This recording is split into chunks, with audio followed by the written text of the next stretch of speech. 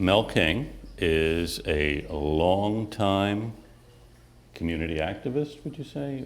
I don't know how you would describe, I see you described. How do you describe yourself?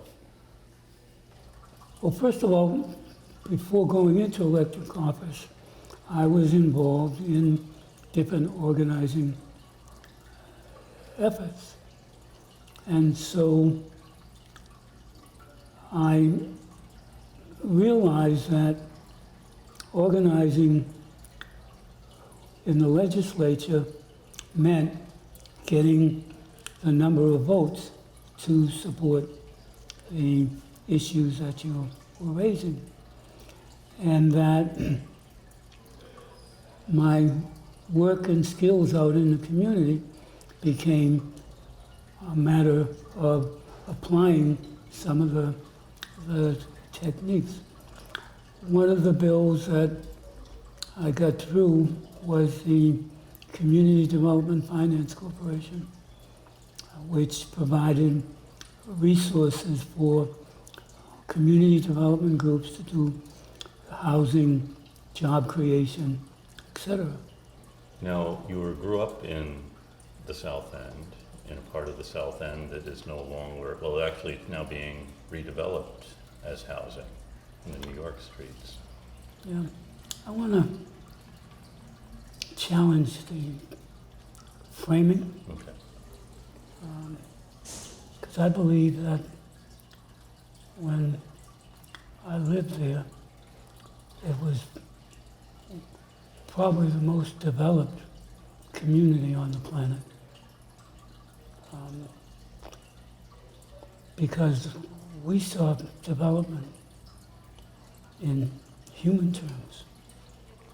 What I hear people now talking about is in brick and mortar terms.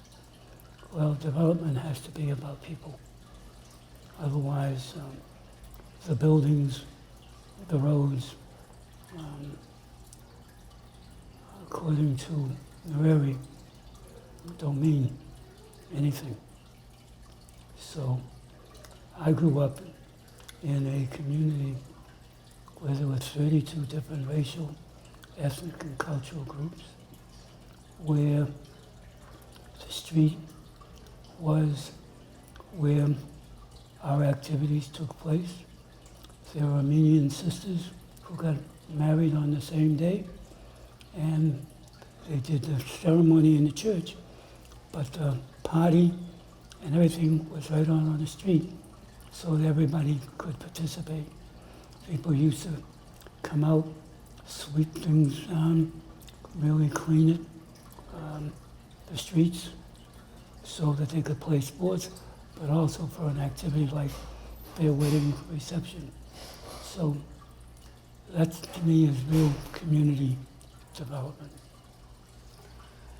Now, this block where we sit now, Tent City, you lived across the street in 1968 when the houses here were demolished, again for redevelopment of an area that already was pretty well developed. Yeah. Well, I think that the important issue is that, and this is what impacted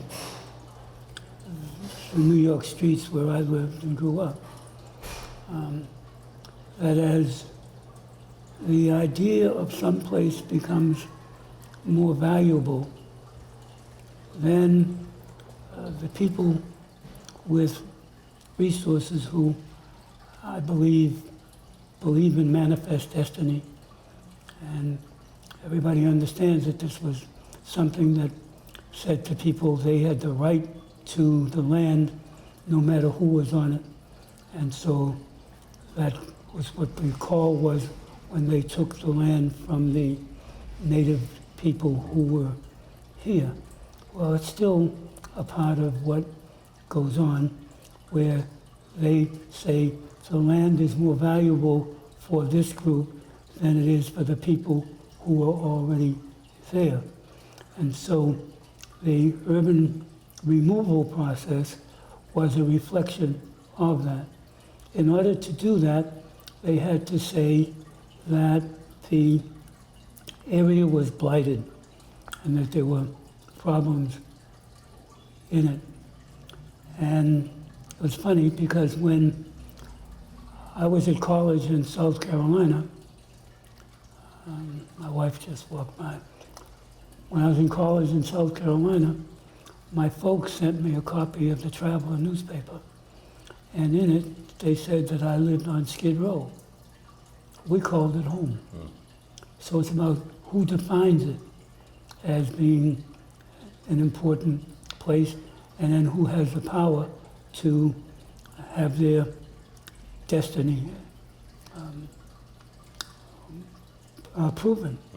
So that's what the urban renewal program was about. They called it slum clearance. They took down incredible neighborhood in the West End.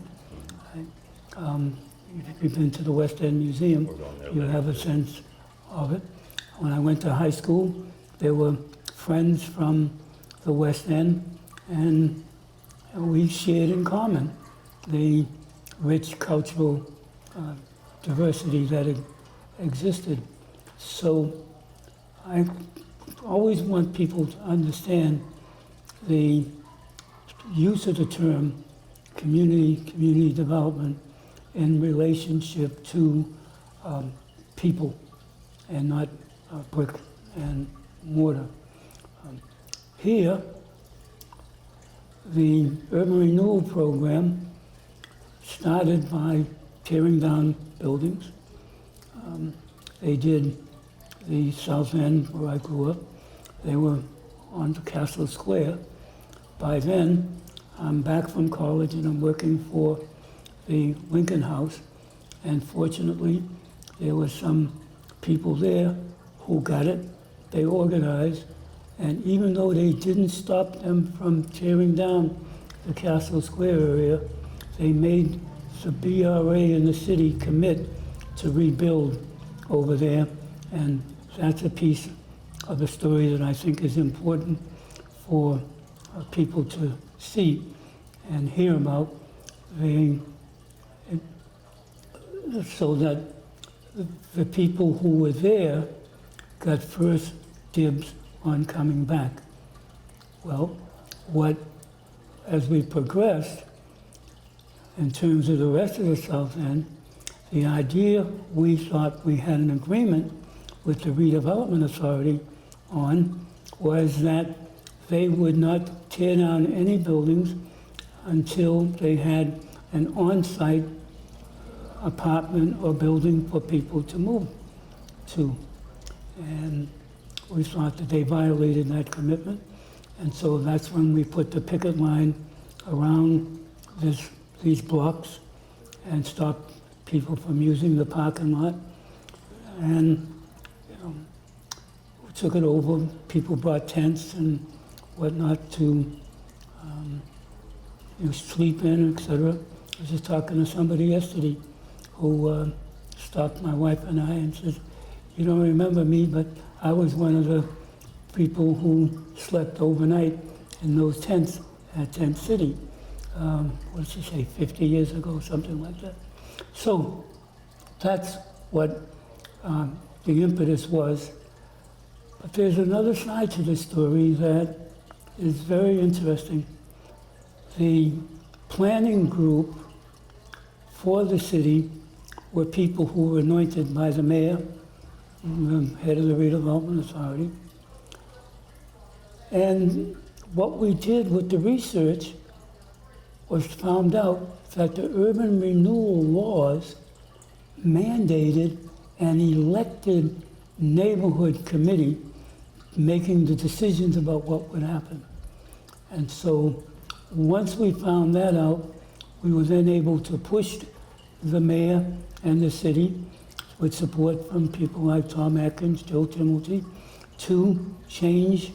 And we had an elected urban renewal committee. And it was through that process that the people who got elected defined what kinds of use would come on the land. And so that's where the Tent City got its impetus after we had taken over and had done all the organizing work, but because we had an elected committee that made the decision about this land, about EBA, about all the places where the developments emerged, which provided housing for a cross-section of people. This one's 25 public housing eligible, 50 moderate, and 25 market. And we established a process of mixed income housing throughout this neighborhood. It really is a model then, and it is, also involves community control or a community process. Well, we called it community development through community control.